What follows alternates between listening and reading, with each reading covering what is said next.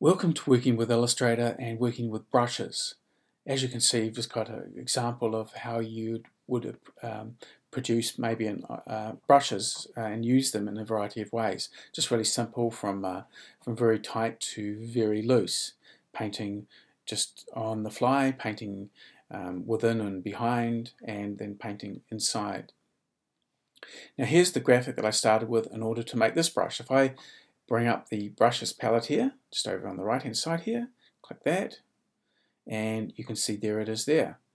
And here's the bristle brushes that we used to perhaps make this one as well. Now just to see what brushes look like and make sure they are vectors, if I go to outline, you can see how they're made with lines and just a line with the graphics sort of attached to them. Anyway, back to preview here.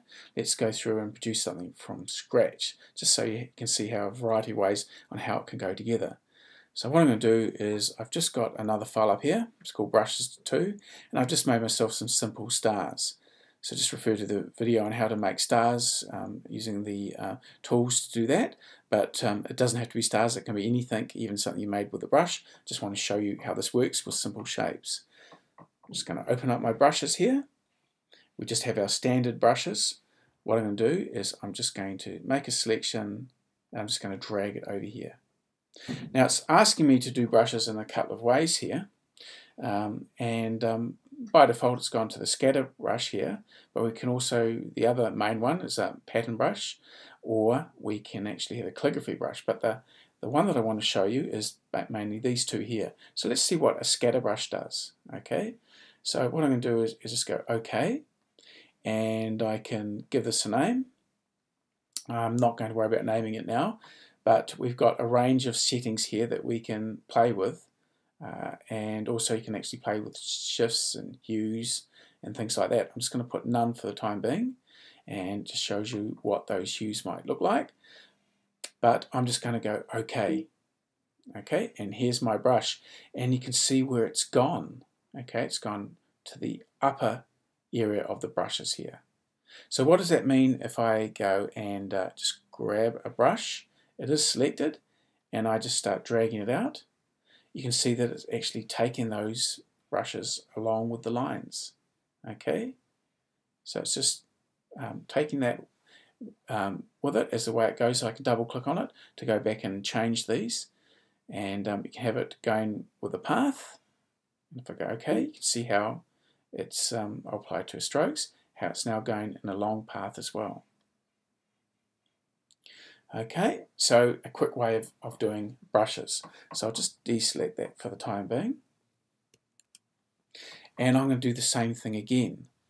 One thing I might just undo that. I just want to keep these top brushes, so I want to apply the same thing in the same way. And what I'm going to do is I'm going to drag it in once more, and I'll drag it down here. But instead of scatter brush, I'm going to go art brush and go OK. Now this is actually very similar in a way. You can actually take it through with the line, but you've got a different setting. It's an art brush, and we basically can change the direction here and change tints, and there's a range of things you can play with to scale it, to stretch it anyway, but these are things that are just to be played with to see what's going to work best for you. I'll just leave it as standard, and now with my brush tool, making sure this one is selected, when I drag this out, it's actually really stretching them out.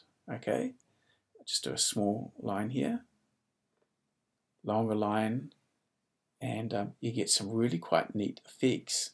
Okay, so scatter brush and art brush, and I'll just delete this for the time being.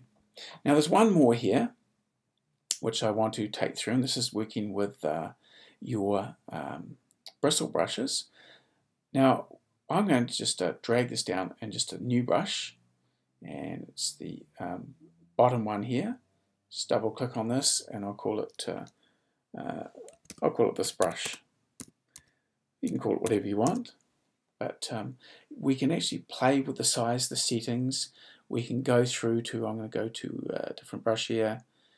See, I'll go to the flat fan and make it more flexible. Change around any of these settings so you get the right sort of effect you want. Might even make it a bit bigger, but I'm going to go OK. And now on that brush, as I drag it out, I am working with a Wacom tablet. So you see, if I turn it around, you can see that how it goes the different directions. It really is quite flexible to give it a real sort of a natural feel to it.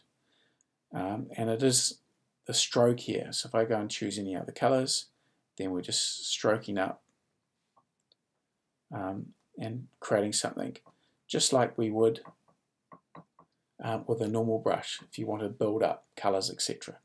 It gives a lovely translucent effect, sort of like working with watercolor, if you will. Anyway, but what I wanted to do is just take this a little bit further, where you'll see there's some tools right down the bottom here. So what I'm going to do is I'm just painting my graphic here. I'm now going to just create a shape, be it a star shape or whatever. In fact, maybe that's a good shape to work with, because we've been working with stars. What I'm going to do now is, this is just the standard setting, so if I'm on the brush here, just to go over this quickly again.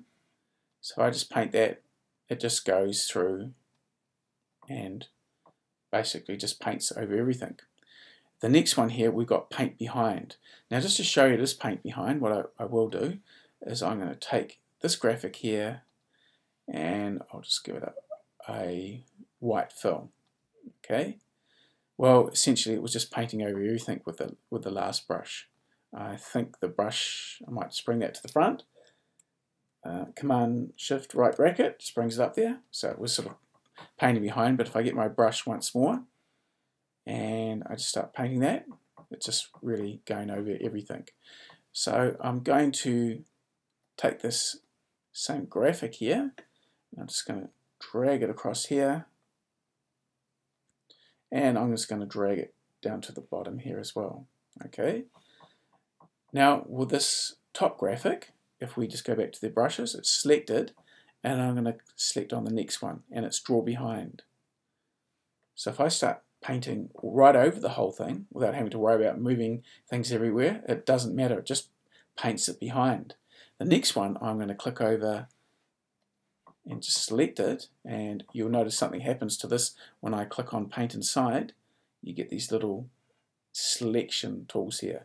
So back to the brush, and just to make it a different color, so I won't actually color the graphic, but just with my brush rather, I might just click on that, and then I'm just going to paint inside of it. Notice that I'm not very good at staying inside the edges, but no problems. It just paints in there for you. So really, really handy if you want to do that sort of work. So anyway, that's a quick look at working with brushes in Illustrator.